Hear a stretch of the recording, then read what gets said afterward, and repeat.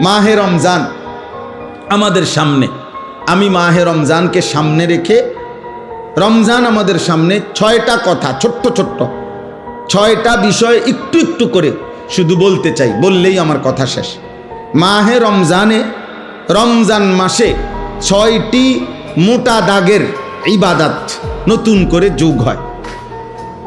আগের সকল ইবাদত সেটা তো আছেই, আগের যত নিষেধাজ্ঞা, হারাম, গুনাহ এটা তো আছেই, নতুন করে 6টি গুরুত্বপূর্ণ ইবাদত রমজান মাসে যুক্ত হয়।